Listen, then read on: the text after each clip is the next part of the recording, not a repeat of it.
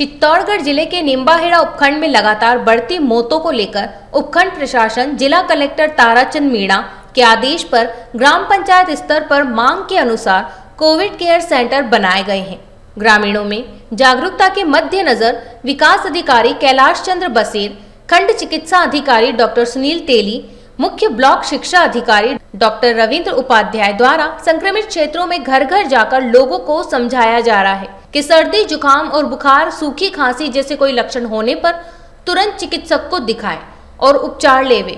वहीं झोला छाप चिकित्सकों से दूर रहने की सलाह भी अधिकारियों द्वारा दी जा रही है। गांव गादोला एवं मांगरोल में लगातार हुई मौतों के बाद प्रशासन ने गाँव में कोविड केयर सेंटर बनाए हैं और इलाज भी शुरू कर दिया है, जिसके बाद वहां संक्रमण भी रुका है और संक्रमितों की संख्या में भी काफी कमी आई है। इसी कड़ी में ग्रामीण क्षेत्र के लिए निम्बाहेड़ा में बनाए गए कोविड केयर सेंटर का के खबर की टीम ने जायजा लेकर विकास अधिकारी एवं खंड चिकित्सा अधिकारी से बात की और पाया कि व्यवस्थित उपचार के बावजूद ग्रामीण नहीं पहुंच रहे हैं।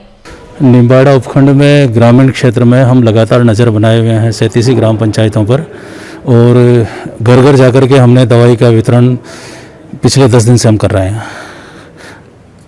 अभी ग्रामीणों में जो दहशत का माहौल होता है क्योंकि सिटी में जाएंगे, निम्बाहेड़ा चले जाएंगे तो वापस हमारी लाश भी नहीं आएगी, हमारे परिजन हमारी अस्थियां विसर्जन नहीं कर पाएंगे। ऐसी स्थिति में ग्रामीण लोग जो है भय के माहौल में जी रहे हैं। प्रशासन के नाते और खंड अधिकारी के नाते किस तरीके से देखते हैं वीडियो? देखिए, ये आप जो कह रहे हैं वो बिल्कुल सही है। 10 दिन से हम लगातार यही प्रयास कर रहे हैं। ग्रामीणों को, वहाँ के जनप्रतिनिधियों को हम साथ में लेकर के समझा रहे हैं। वहाँ के ग्राम के युवाओं के ग्राम रक्षा दल जो हमने हर गांव-गांव में बनाए हैं, उनको ले जा करके साथ में मोटिवेट कर रहे हैं कि ऐसा कुछ भी नहीं है। और माननीय जिला कलेक्टर महोदय ने गादोला ग्राम पंचायत में ये पहल की थी ग्राम वालों का डर निकालने के लिए कि अगर आपको लगता है कि निम्बाहेड़ा चित्तौड़ में जाने से अगर इस तरह की स्थिति है तो हम आपके गाँव में ही कोविड केयर सेंटर खोल देते हैं। और जिले का सबसे पहला कोविड केयर सेंटर जो ग्रामीण क्षेत्र का खुला है वो हमारे निम्बाहेड़ा के गादोला में खुला है। और आपकी जानकारी के लिए मैं ये बताना चाहूँगा कि आज की तारीख में वहाँ के सारे पेशेंट जो है वो रिकवर हो गए। एक साथ 59 लोग पॉजिटिव आए थे और हमने उनको वहीं पर रखा, वहीं उपचार किया और सारे के सारे आज स्वस्थ हैं। ये भी एक अच्छा संदेश गया है ग्रामीण क्षेत्र में अगर कोविड सेंटर बनाया तो। हाँ, उसके बाद में गादोला के बाद में हमने दो हमारी सीएससी है बिनोता और कनेरा, वहाँ पर हमने खोला है। पीएससी लसडाउन में हमारा कोविड केयर सेंटर चल रहा है। इसी तरह से कोटड़ी कला और बड़ौली घाटा में भी कोविड केयर सेंटर है जहाँ पर पेशेंट भर्ती है। जैसे जैसे हमें रिक्वायरमेंट लगेगी हम और हर ग्राम पंचायत पे इसको बढ़ाते जाएंगे। सर, एक चीज़ जो ग्रामीण क्षेत्रों में, पंचायतों क्षेत्रों में कहीं न कहीं शव को लेकर, जलाने को लेकर लकड़ियाँ कम पड़ गई है। ऐसे में एक मार्मिक अपील चाहता हूँ आपके माध्यम से। ग्राम पंचायतों में सभी सरपंच साहिबानों को और ग्राम विकास अधिकारियों ने हमें राज्य सरकार से जो निर्देश प्राप्त हुआ है कि अगर कोई लावारिस इस तरह का कोई है, पॉजिटिव पेशेंट है या सस्पेक्टेड भी है, तो उनका अंतिम संस्कार जो है वो ग्राम पंचायत की ओर से सम्मान किया जाए। और हमने इसकी शुरुआत कनेरा में की थी कि जब मुझे एक सूचना मिली थी कि वहाँ पर एक व्यक्ति जो है, हालांकि उसकी वाइफ भी थी और लेकिन उनके और कोई परिवार में नहीं थे और उनके अड़ोसी पड़ोसी ने सबने उनके शव को अंतिम संस्कार करने से मना कर दिया, तो हमने ग्राम पंचायत की सहायता से, वहाँ के युवाओं की सहायता से हमने उनका अंतिम संस्कार विधिवत करवाया है। सर, अभी यहाँ आप जो देख रहे हैं सुनील जी, जो स्थिति बन रही है, सरकार ने रेट ऑफ थॉट अभी जो किया, आज से 5 तारीख सुबह 5 बजे से लगाकर आने वाली 24 तारीख तक फुल लॉकडाउन कर दिया। ऐसी परिस्थिति में यहाँ कोविड को लेकर किस तरह के हालात हैं अभी वर्तमान में और आने वाले समय को लेकर किस तरह की तैयारियाँ हैं? सर, इसके लिए हमने ये करवाया है कि जहाँ पे भी हमारे को सूचना मिलती है कि यहाँ कोई बीमार है तो उसकी हम टेस्टिंग करवाते हैं। इसके अलावा टेस्टिंग के अलावा हम ये करते हैं कि वहाँ पे किट पहुँचाते हैं। जितने लोग बीमार है, जैसे 50 लोग बीमार है तो 50 किट पहुँचाते हैं। RT-PCR रिपोर्ट आने से पहले ही हम मेडिसिन स्टार्ट कर देते हैं। उसकी ट्रीटमेंट हमारी पूरी क्या ग्रामीण क्षेत्र में टीम बनी हुई है SDM साहब की अध्यक्षता में। उसमें माननीय BDO साहब है, मैं हूँ, CBO साहब है। तो हम सारे लोग मिलकर गाँव-गाँव भी जाते हैं और लोगों को जागरूक करते हैं। जो घर से बाहर नहीं निकल रहे हैं उनको भी घर से बाहर निकालते हैं। उनके मन में जो कहीं डर बना हुआ है कि हमारे को निम्बाहेड़ा ले जाएंगे और फिर हमारा साथ क्या होगा वहाँ, तो इसके लिए BDO साहब के निर्देशन में हमने 4-5 सबसे वहाँ पे सब सेंटर लेवल पे कोविड केयर सेंटर बना दिए हैं। तो अगर आपको ये लग रहा है कि यहाँ निम्बाहेड़ा में दिक्कत है तो आप आपके गांव में ही, आप ही के वातावरण में रह के इलाज करवाएं। सर, ग्रामीण क्षेत्रों का मैंने दौरा किया है, ग्रामीणों में जो भय का माहौल है उसका रीज़न क्या लग रहा है? सर ये जो रूमर्स फैलते हैं, लोग अफवाहें फैलाते हैं, ये हो जाएगा, आपको निम्बाड़ा ले जाएंगे, उसके बाद में आपकी बॉडी भी नहीं मिलेगी या बॉडी को देखने भी नहीं देंगे, तो बीडीओ साहब में और सीबीओ साहब और कल तो हमारे साथ में डिप्टी साहब भी थे, तो हम सारे लोग जाके गांव-गांव में जा रहे हैं और लोगों से मिल रहे हैं और उनको भरोसा दिला रहे हैं कि ऐसा कुछ भी नहीं है, आप डरे नहीं, और अगर आप बीमार हैं तो घर से बाहर निकलें और हमारी जो टीम आ रही है उसको सच्चाई बताएं और दवाइयाँ लें उनसे। ग्रामीण लोगों में अंधविश्वास ज़्यादा फैला होता है, तो ऐसे में वो अंधविश्वास क्यों ज़्यादा जाते हैं? क्योंकि मेडिकल की तरफ, साइंस की तरफ आना कम समझता है। ऐसे लोगों को क्या संदेश देना चाहेंगे? इसके लिए सर मैं आप लोगों की माध्यम से अपील करना चाहता हूं कि अंधविश्वास में नहीं जाए, क्योंकि ये महामारी का रूप ले चुकी है। इसमें अगर आप टाइम से दवाई स्टार्ट कर देते हो तो 95% लोगों को कहीं जाने की जरूरत नहीं है, वो घर पे ही दवाई ले लेगा तो ठीक हो जाएगा।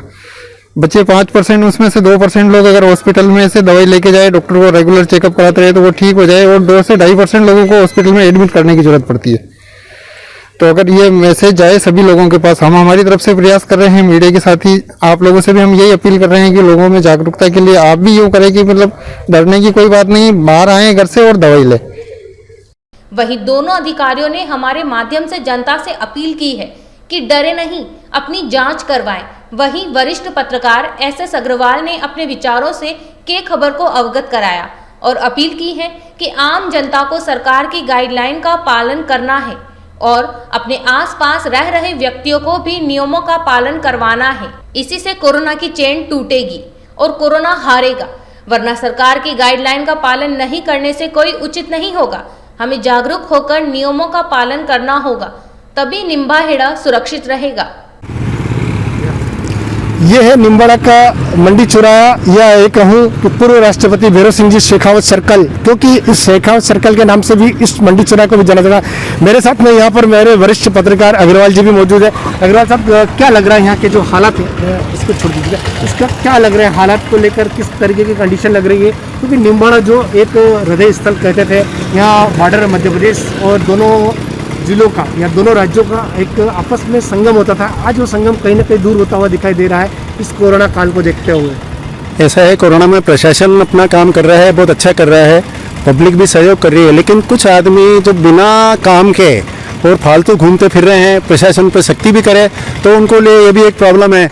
ऊपर से इंस्ट्रक्शन है कि अपने को ज़्यादा सख्ती भी नहीं करनी है, लेकिन उसके बावजूद भी पब्लिक इस चीज़ को समझ नहीं रही है। आज निम्बाहेड़ा में जो इतने केसेस बढ़ रहे हैं ना, जो फालतू लोग घूम रहे हैं बिना किसी काम के, आप उनको देखो मोटरसाइकिलों पे घूम रहे हैं, बहुत से मास्क नहीं लगा रखे हैं, गवर्नमेंट ने चालान भी बनाए, उनका पैसा भी वसूल किया, उसके बावजूद भी हालात आज ये कि हैं कि वसूल करने के बाद भी आज बहुत से जने नहीं लगा रहे हैं। तो मेरा सबसे निवेदन ये है कि एक तो प्रशासन जो कहते हैं उनके आप इंस्ट्रक्शन को फॉलो करें, मास्क लगाकर घूमें, बिना मास्क के बिल्कुल घर से बाहर न निकलें, और घर से बाहर तभी निकलें जब भी आपका ज़रूरी हो, अदरवाइज नहीं तो अपन इस कोरोना की चेन को जो तोड़ना चाहते हैं प्रशासन के साथ में रहकर नहीं तोड़ पाएंगे। तो मेरा सभी से निवेदन है कि प्रशासन जो कह रहा है, सख्ती के साथ जो काम कर रहा है, अपन सभी साथ सहयोग करें। आज हमारे सारे पत्रकार साथी सभी जगह लगे हुए हैं, सभी को समझा रहे हैं और ये चीज़ ज़्यादा से ज़्यादा प्रशासन की फैला रहे हैं। कभी बिना मास्क के बाहर न घूमें और प्रशासन को सहयोग करें और इस कोरोना चेन को तोड़ने में सहयोग करें। ये जो कोरोना की चेन है कहीं ना कहीं दिन पर दिन बढ़ती जा रही है। आसपास के ग्रामीण क्षेत्रों के हालातों की बात करें तो हालात बद से बदतर जा रहे हैं, कहीं ना कहीं रेड जोन भी बनता जा रहा है। इसलिए कि चोरी छिपे लोग बाग, आज जैसे गवर्नमेंट ने शादियों पर रोक लगा रखी है, 50 आदमी ज़्यादा अपने को अलाउ नहीं करने, उसके बावजूद भी चोरी छिपे बहुत से जने शादी भी कर रहे हैं, छोटे मोटे कार्यक्रम घरों में बैठ के कर रहे हैं। अभी एक गांव के अंदर सुना था हमने कि बहुत ज़्यादा मतलब आदमी इकट्ठे हुए, उन्होंने खाना वगैरह बनाया और खाना किया, उसके वहाँ पे क्या आएगा, अगर एक आदमी भी उसमें कोरोना सस्पेक्टेड आया और वो परोस के चला गया तो बहुत जने उसके अंदर वो हो जाएंगे कोरोना पॉजिटिव। तो मेरा कहने का मतलब है कि इस प्रकार के जो कार्यक्रम कर रहे हैं उसके ऊपर रोक होनी चाहिए। अभी आपको मालूम होगा 14 मई आने वाली है जो आखा तीज का समय है, गांव के अंदर इस समय आखा तीज पे सबसे ज़्यादा शादियां होती है। और मेरा सभी से निवेदन है, पत्रकार साथियों से भी, जनता से भी, गाँव वालों से भी और साथ साथ प्रशासन से भी, कि ये 14 तारीख आखा तीज की शादियों के ऊपर स्पेशली निगाह रखे, क्योंकि चोरी छिपे इस समय शादियाँ भी होंगी, बहुत सारे काम होंगे और इसके ऊपर गवर्नमेंट का स्पेशल शिकंजा होना चाहिए।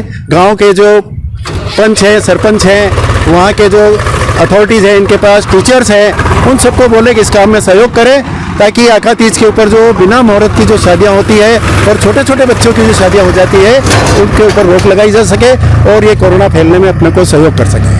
देखिए, मेरे वरिष्ठ पत्रकार ने एक जो बात कही है वो सबसे बड़ी बात निकल के आई है कि प्रशासन को आकातीज के ऊपर बड़ी सख्ती करना पड़ेगी।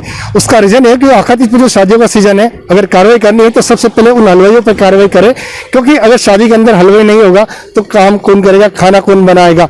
ऐसी परिस्थिति में अगर सरकार कोई डिसीजन लेती है, प्रशासन को डिसीजन लेता है, तो सबसे पहले हलवाइयों के ऊपर डिसीजन लेना चाहिए और उनको प्रतिबंध करना चाहिए कि वो शादी में जाके खाना ना बनाए। तो ऐसे में कहीं ना कहीं कोरोना की जो चेन है वो जरूर टूटेगी।